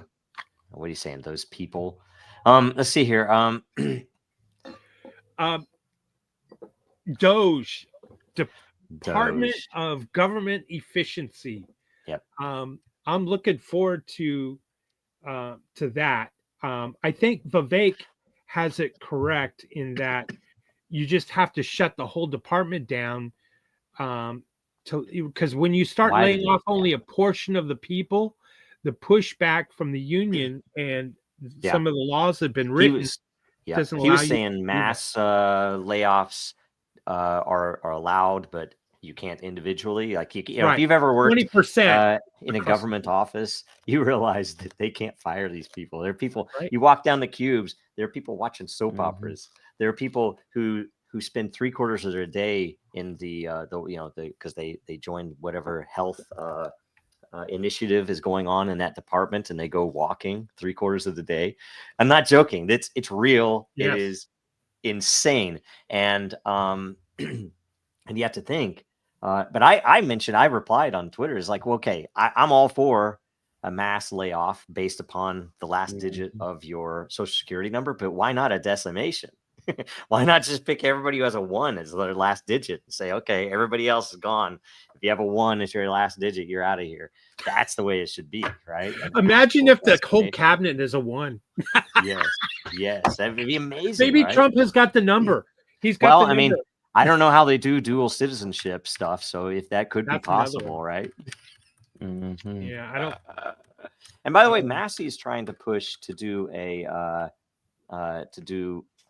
to make it illegal, dual citizenship illegal. And I believe that no dual citizen from any country should be in any branch of the government, federal, local, or state level, and not even just appointed or elected. I'm talking like bureaucrats. I mean, you think about it, you literally have foreign citizens that are harassing American businesses and people as bureaucrats, and we have no power over that. And it's freaking, it's scary, disgusting. It's one of the most ridiculous things in the world that our republic has that situation.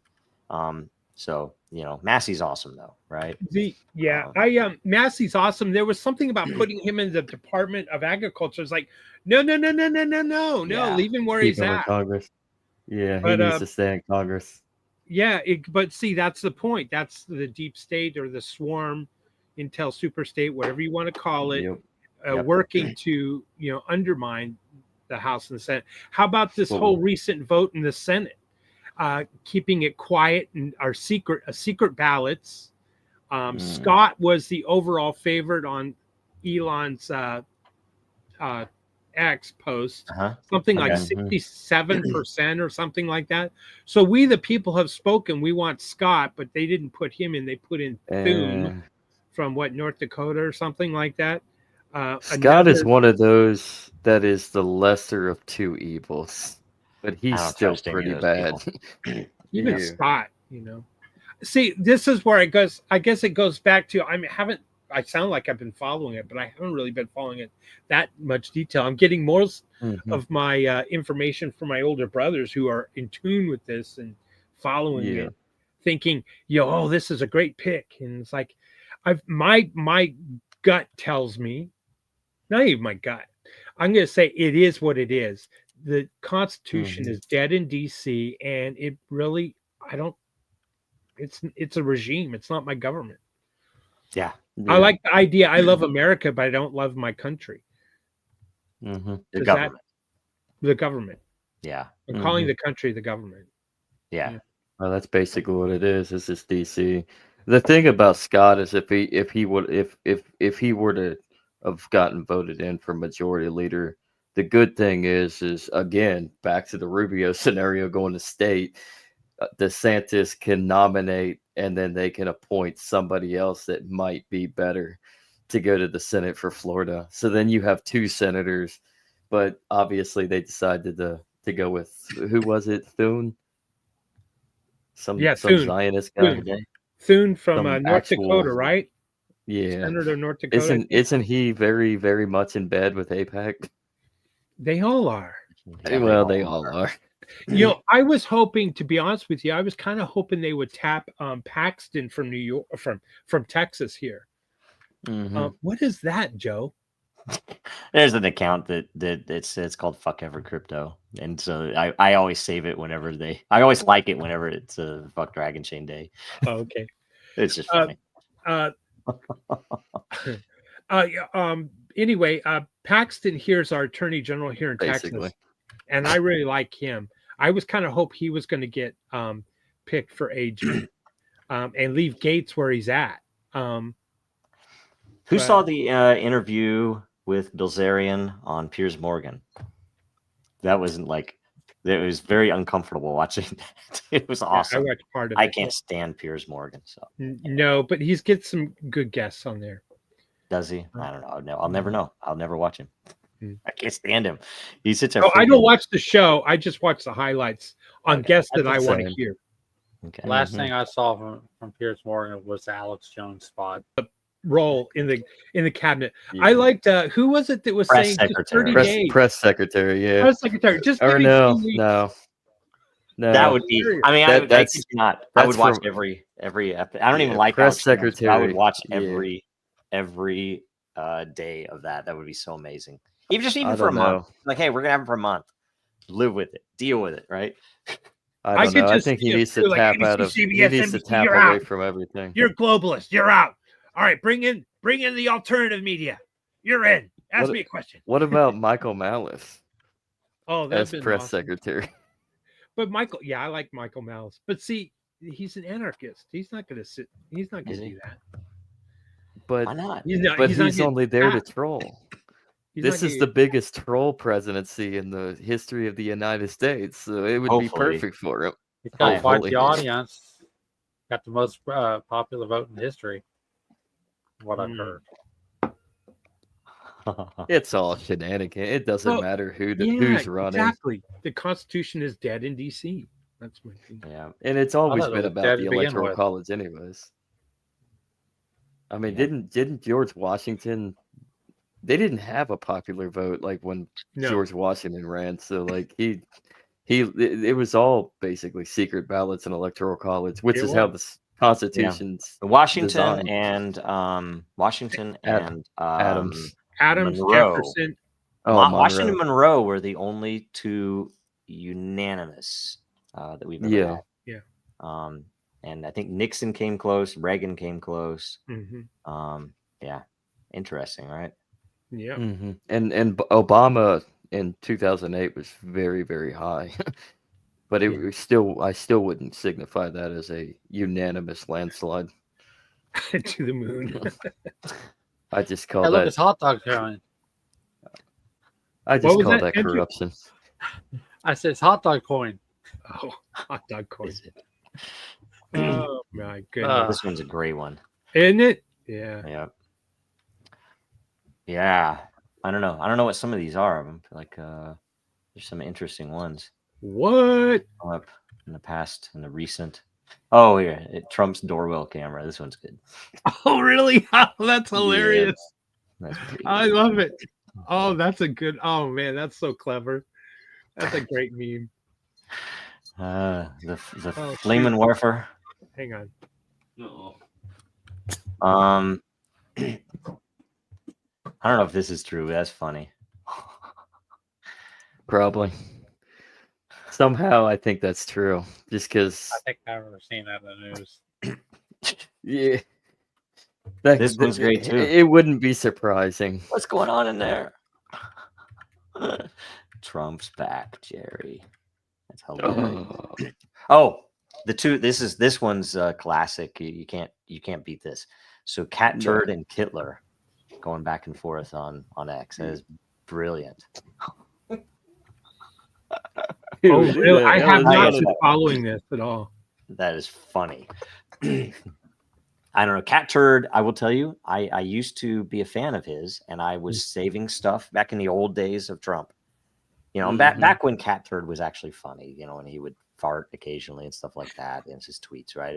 It's stupid. It's just dumb. But I was putting it on Eternal, right? Cat Turd blocked me. I'm still blocked by Cat Turd. Because you were putting it on Eternal? Yes, it's hilarious. Was Now he I know thinking it was more like about Cat Turd, and I'm like, I get it now. Copyright or something? What? I'm not gonna say why, but it's related to this. Let's see here. I wonder if Cat Turd was on that island. Yeah, something close, something similar. If I have to ask somebody. Good question. All right, man, some pretty disturbing memes. Not memes. Oh, how about Amsterdam and the football? Oh, that's a good one. I like how it's been uncovered that it wasn't just it was a Mossad agents that were trying to create problems in Amsterdam. Yep. The truth came out. I'm glad the truth came out. The truth didn't come out on mainstream media. Yeah. Yeah, of course not. So all the boomers will think that those poor well, time out. Not all. I'm a boomer. Are you a boomer? What year were you born? 64. Oh, is that really? I'm the last year of the boomers. Ah, wow. Okay, I'm Gen X, so you know, it's like you and your. Yeah, I know. I mean, my mom was born in 63, and like she was far from the mentality of a boomer. So it's like, I kind of look at 63 as like the starting edge of Gen X. Yeah, well, and there are some dumb young people that watch mainstream media too. So you know, it's when we've had people say this, like, "Oh, why are you calling it?" And I agree. It's like it is one of those artificial separations, just like black and white people and you know, Muslims and Christians, and I don't know. It's like all the men and women. It's just like any way they can split us up, they will. That's what they do. I don't get it. Who knows? I mean, we can be split up from Muslims just because. I mean, pedophilia. Same with the Jews. Hey, that was Ron Paul in the background on that last one. Oh yeah, I didn't see it at first. Yeah. Yes. I will go back. Come on. It takes a while to go backwards. That's all right. When I launch a new one. Yeah. Ron Paul was there. Rand Paul was there. So yeah, you know, it's all good. Okay. I didn't even notice very it. Well edited. Oh wow. Yep. There was a good bunch of new Ron Paul memes. It was, you know, kind of a cool I love thing. that one. Yeah. I love that one. Do you think it will ever happen? What's that? In the Fed? Do you think the Fed will ever be? I do. Oh, I mean, it'll happen. I mean, if you, especially I mean, G.W. Griffin he actually explains it eloquently in The Creature of Jekyll Island. It's meant to eventually end. I mean, they are actually ending themselves right now. That's what I was getting ready to say. the way that it's supposed to end here is to transfer it over to the IMF. We have to collapse in order for the IMF to move in and then put us onto the World Bank platform as a third world shithole that's covered by the International Monetary Fund. Man. So we really don't want it to end. We want to counter it. Luckily, no Pompeo and no what's her name, Nikki Haley, right? Yes. Those were the ones that those would have been key to. Now, do you think they're going to end the wokeness in the military? No. But does it matter without Pompeo or Haley? I mean, look what we got for defense anyway. In the military, frankly, it's going to be anybody they can send off. I think it's a blood sacrifice. Yeah. I think that's what. I think we probably need to have, frankly, every citizen has to go through some short period of time serving, and and if you're against violence, maybe you serve in some other capacity, but you have to serve because it would reduce the number of fucking wars. Because everybody's kids would be there. It wouldn't just be the poor people's kids. Right. So all of the senators say, you know what? No, I have kids in there, or my family. I have nieces and nephews in there. It's like, why would I vote for that? Screw that. Maybe have their kids serve proportionally longer. Yep, and they just be freaking on the borders, right? And it's like you would just say, yeah, you're not coming here. That could theoretically work, but then we have a experiment that's in work right now. It's called the State of Israel, and they're constantly at war. Yeah, well, and that's the problem. Is, we are greater Israel, so yeah, it's pretty ridiculous. It used to be, don't build that nuclear power plant in my backyard. Well, I don't want to live next to a military base. That's what's coming. Mm-hmm. Yep, man. Bad stuff, and hopefully let this sink in will happen. That's what that was about. That was pretty cool. This one's funny. That one's really funny. This one's pretty good. I'll play it real quick here. I think there's just music on it. There's one here that I think even he didn't catch that I hadn't caught until I saw it. And that is the Oreo. He does the Oreo one. I'm like, what? Anyway, it's creepy. The Ray, Ray is king, right? Is that weird? Anyway. Whoa. Yeah, yeah. Anyway, we're getting close to the end. Wow. I don't know what you guys. Sorry. I'm trying to think what else. There was some other news event that I wanted to talk about, and I'm trying to remember what it was. Doggone it! And I go, I got to write this down. Another tent place was burned down by the Israelis. So little kids burning alive and melting tents. I sent this one to my family chat and didn't get much response, but I thought it was funny. I honestly think that what Israel's doing, they're not. It's hard for me to call it a genocide because it doesn't fit the parameters for it, but it is an atrocious event of war and perpetuity, where I think they're trying to create more Hamas so that they can endlessly gain more funding so that war can continue because war is profitable. And it's absolutely disgusting because babies are dying, but I don't care whether it's genocide. It's freaking evil. Yeah, I don't know what word you use for it. It's like you can't trust the what words are applied to it at that level. You can't. The left says genocide, the right says not, but at the same time, it's just I don't know. I think the right says it is too. I think it is it's turning. Talking about the Republicans.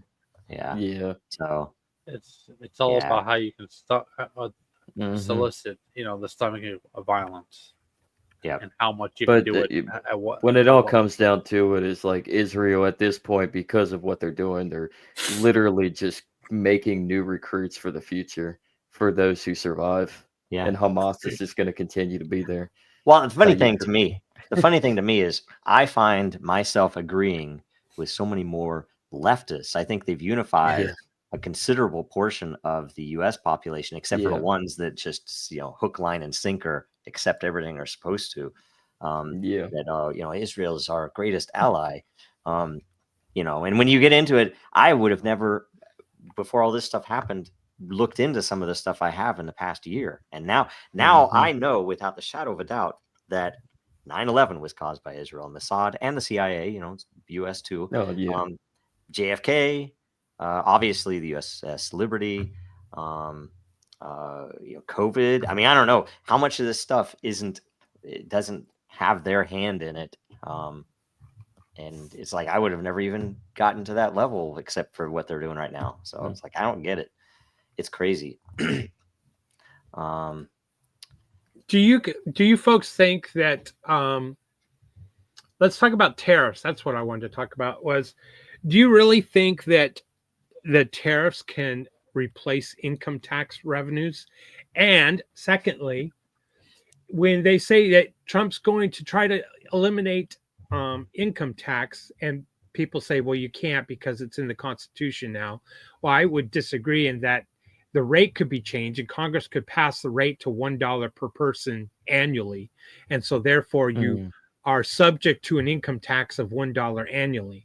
And therefore it has been wiped out. And those tax revenues will be replaced by tariffs. Having said that, economically, if you're going to tariff external imports into this country, that is just like inflationary hidden tax, because we still do not produce those items, albeit medication, plastic goods, all these different things that go into our everyday lifestyles are being manufactured abroad. And yes, we need to start doing more manufacturing locally, internally, as a country. I get that.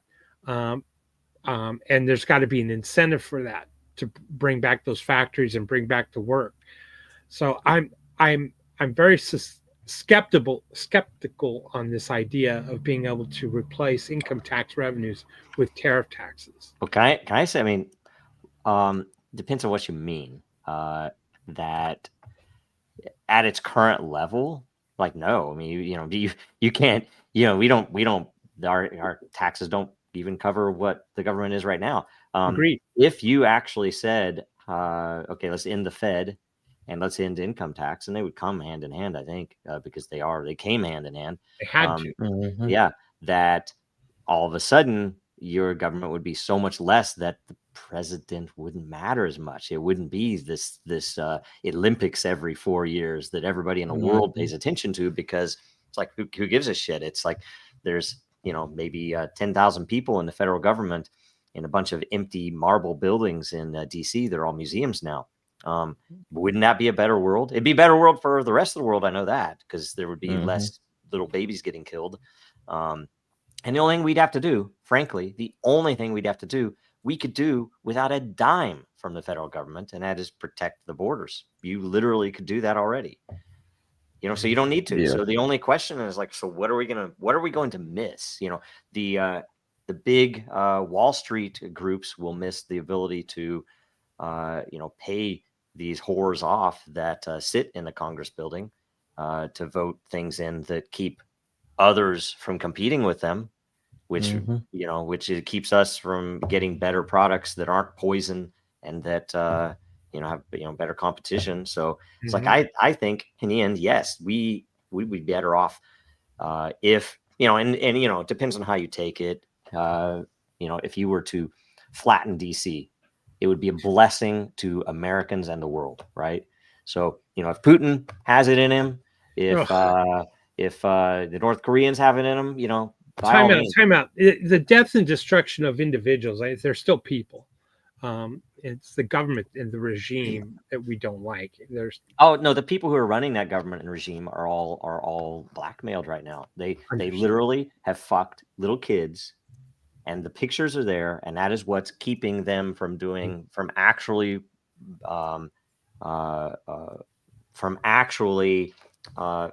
honoring the oath that they gave, right? Because none of them, they're all oath breakers. None of them follow the oath that they're required to take, right?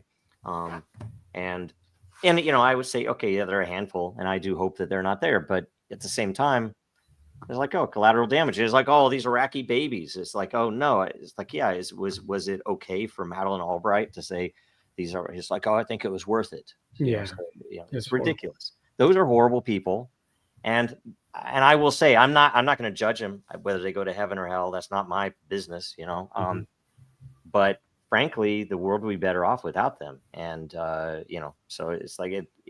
And everybody knows you could look literally at what's going on in the world. Ukraine, how many people have died in Ukraine because of these fuckers like Marco Rubio, who's now going to be the Secretary of State. It's like, this is the most ridiculous thing in the world. And everybody's kind of coping about it. It's like, but Trump's going to be better. I'm like, is he? You freaking appoint Marco Rubio. We'll see. Maybe. The rhinos are in charge of Congress. They're going to tie the hands of Trump if he really was going to drain the swamp. That's not going to happen. Yeah. Well, they are talking about and by the way, we're at 10 minutes. They are talking about doing what the recess appointments are, like keeping Congress from coming back in time so that they can appoint people and get them in without that, which will be, if they do stuff like that, I think it's great too.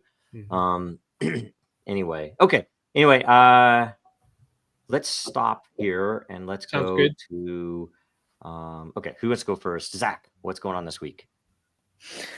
What's going on this week? As always, the Legacy Right every Friday night. Although, might be jumping on and doing something with Buds and Realities because Buds and Reality is starting to go live. So he might do a little roundtable tomorrow night. So check that out. Look for Buds and Reality, the Legacy Right, or at least one half of the Legacy Right will be on 7 p.m. on YouTube, Rumble, X. So we're still trying to work it. So still trying to work it out, but it sounds like might be a round table on Buds and Reality tomorrow. So right on. I am. If you don't mind, Joe, if you could click on that DIN social thing I put there in the yes. All right. Let me pull it up here. That's what's going on here. Here, 1 second. Okay. I will present it. Can you do that? It's coming. First of all, Monday's show had a show with Litecoin Lisa. We miss you today, Lisa and Sean. We did a show about, you guessed it, the first election in the U.S. It was a fun video about talking about the Electoral College and George Washington and how, can you imagine if Kamala was the VP? So we talked about that. But I'm here to announce, and I think it's a great place to announce it. We just had a DINDAO vote, and we passed the title of the DINDAO leader will be an emperor. And I have now thrown my hat in the ring, and I've officially announced my campaign to run for emperor of the DINDAO and be the leader of the DINDAO. I thought emperors conquered. Yeah. Well, I'm just about conquered World Blockchain Roundtable. Now I'm moving on. This is true. I'm moving on to bigger, better things. Well, I know. That's right. So no, I've been a denizen for quite some time, and I like the what its potential is and what it has already succeeded, and I see a bright future. And I want to bring back a few things and add a few things. Of course, would require a DINDAO vote, and I will start a new. If elected emperor, I will start a new show, kind of bringing back Coffee with Din, where we highlight Din. But it can be an imperial themed show. That could be fun. Wow. Sure. So I'm ready to serve if elected as emperor of Din.social. So I hope I can count on all of your votes. And if I have an opponent that wants to run for emperor in the DINDAO vote, I will be more than happy to debate them. Can I run just for fun? Absolutely. That was the question I had. Is it going to be? Just- is there going to only just be one for the you on the debate. ballot, or is it going to be multiple people on the ballot? That'll be an See, interesting. I almost did a unilateral move today and posted a vote for myself and myself only. It would have been just a yes or no vote. There are no parties involved. All But that's hail. right. All hail I am for I am. Thank you, Czar 15. Yeah, that I is going to be appreciate fun. that. So And so if there's multiple on the ballot, does the runner-up become vice emperor? No, I will not accept it. There's If I no win, I triumvirate. will not accept any vice emperors. So no, It will be no my Thomas rule and my rule Jefferson. only. And of course, I didn't downvote. No Thomas Jefferson, John Adams scenario. Oh, that's awesome. I will have the John Adams, ego. But All right, Andrew, what is up this week? Just running the same thing with Zach. Check us out on X and on Facebook and everywhere you can find a podcast. So Excellent. we always Excellent. appreciate you. All right. So for me, in about 32 minutes, there is a space on X. Spaces, so X spaces, it's a space, right? I can say it's a space on X. At Dracaria World that I will be on there, AMA for Dracaria. And it is, I think the subject this week is, what does Dracaria bring to the world of collectibles, art, and NFTs, right? It was a community posted request for that topic. So that's it today. And it'll be a good one. There's some really good questions that come out of those. Also, for next week, make sure you get in there, ask questions. The theme is, how would SBF answer questions about blockchain? And supposedly William has a handle. I don't know if we aren't going to say if he bribed someone or whatever, but prison guards that he knew someone who knew somebody that we think we can get SBF on next week. So you're going to want to be here. That'll be pretty fun because I have a mouthful. So far, it's still a go. So it's still a go. I've got it arranged. All right. So we need to tell a lot of people because it'll probably make some hay, right? It'll be and also to see what his what was his philosophy of rich something man, like, not palimony, but something like that. I can't remember. He had something about where he wants to make billions so that he can give it all away. That BS part, thing like that. I can't remember what it's called. We need to make sure we ask him questions about that. So anyway, make sure you share this episode. The more you share, the more the hosts and the topic contributors will get, right? So make sure you like, make sure you comment, make sure you subscribe, and all those cool things. And we will close it out. Is that cool? We're done. We'll close it out with John McAfee. See you guys next week. Thanks. That was awesome. And hopefully Sean will be here and Lisa will be here. We miss you, Greg. Will be here next week. Yeah. Hopefully you guys all get better and your throat. It takes about a week and a half, 2 weeks to get rid of this crap. But anyway, thanks so much, guys. Bye. America's not the government, people.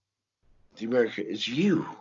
It is the Grand fucking Canyon, the Rocky Mountains, the deserts of the Southwest, the Pacific fucking Ocean, the Atlantic fucking Ocean. It is the grandest continent.